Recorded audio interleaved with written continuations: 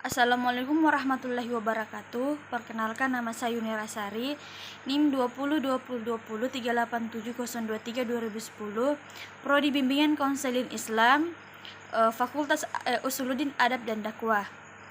Baik, di sini saya akan menjelaskan tentang pengertian korupsi, bentuk-bentuk korupsi, dan dampak terjadinya korupsi. Pengertian korupsi terbagi dari 3 bagian. Yang pertama, korup artinya busuk, suka menerima uang, suap atau sogok, memakai kekuasaan untuk kepentingan sendiri. Yang kedua, korupsi artinya perbuatan busuk seperti penggelapan uang, penerimaan uang sogok, dan sebagainya. Yang ketiga, korupsi artinya orang yang melakukan korupsi. Dalam arti luas, korupsi atau korupsi politis adalah penyalahgunaan jabatan resmi untuk keuntungan pribadi.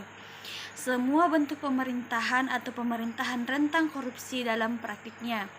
Beratnya, korupsi berbeda-beda, dari yang paling ringan dalam bentuk penggunaan pengaruh dan dukungan untuk memberi dan menerima pertolongan, sampai dengan korupsi berat yang diresmikan dan sebagainya. Titik ujung korupsi adalah kleptokrasi, yang arti harafiahnya pemerintahan oleh para pencuri, di mana pura-pura bertindak jujur tidak ada sama sekali. Korupsi yang muncul di bidang politik dan birokrasi bisa berbentuk sepele atau berat, terorganisasi atau tidak, walaupun korupsi sering memudahkan kegiatan kriminal seperti penjualan narkotika, pencucian uang, dan prostitusi. Korupsi itu sendiri tidak terlepas dalam hal-hal ini saja. Untuk mempelajari masalah ini dan membuat solusinya, sangat penting untuk membedakan antara korupsi dan kejahatan. Tergantung dari negaranya atau wilayah hukumnya, ada perbedaan antara yang dianggap korupsi atau tidak. Sebagai contoh, pendanaan partai politik yang ilegal di satu tempat, namun ada juga yang tidak ilegal di tempat lain. Korupsi juga diartikan sebagai tindakan setiap orang yang dengan tujuan menguntungkan diri sendiri atau orang lain atau sarana korporasi. Juga penyalahgunaan kewenangan, kesempatan atau sarana yang ada pada karenanya jabatan atau kedudukan yang dapat diberikan keuangan negara atau perekonomian negara. Dari sudut pandang hukum, tindak pidana korupsi secara garis besar memenuhi unsur-unsur, yaitu perbuatan hukum, penyalahgunaan kewenangan, kesempatan atau sarana, memperkaya diri sendiri, orang lain, atau korporasi, dan merugikan keuangan negara atau perekonomian negara. Jenis tindak pidana korupsi diantaranya, tetapi bukan semuanya adalah memberi atau menerima hadiah atau janji atau penyuapan, penggelapan dalam jabatan, pemerasan dalam jabatan, ikut serta dalam pengadaan atau bagi pegawai negeri penyelenggara negara, dan menerima gratifikasi atau bagi pegawai negeri penyelenggara negara. Adapun bentuk-bentuk korupsi, yaitu kerugian negara, suap menyuap, penggelapan jabatan, pemerasan, perbuatan curang, benturan kepentingan dalam pengadaan, dan gratifikasi. Korupsi di Indonesia sudah membudaya sejak dulu, sebelum dan sesudah kemerdekaan di era Orde Lama dan Orde Baru, berlanjut hingga era reformasi. Sebagai upaya telah dilakukan untuk pemberantasan korupsi, namun hasilnya masih jauh dari harapan. Faktor-faktor penyebab korupsi. Korupsi terbagi atas 2. Faktor internal merupakan faktor penyebab korupsi yang datang dari diri pribadi, sedangkan faktor eksternal merupakan penyebab terjadi korupsi karena sebab-sebab dari luar. Penyebab korupsi dalam perspektif teoretis. Kultural determinisme sering dipakai sebagai acuan ketika mempelajari penyebab terjadinya korupsi.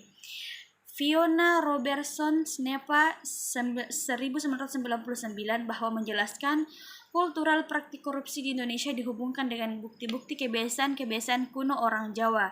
Padahal bila dirunut perilaku korupsi pada dasarnya merupakan sebuah fenomena sosiologis yang memiliki implikasi ekonomi dan politik yang terkait dengan beberapa teori. Faktor internal merupakan faktor yang pendorong korupsi dari dalam diri, yaitu aspek perilaku individu, sifat tamak atau rakus manusia, moral yang kurang kuat, dan gaya hidup yang konsumtif. Sedangkan faktor eksternal pemicu perilaku korupsi yang disebabkan oleh faktor di luar diri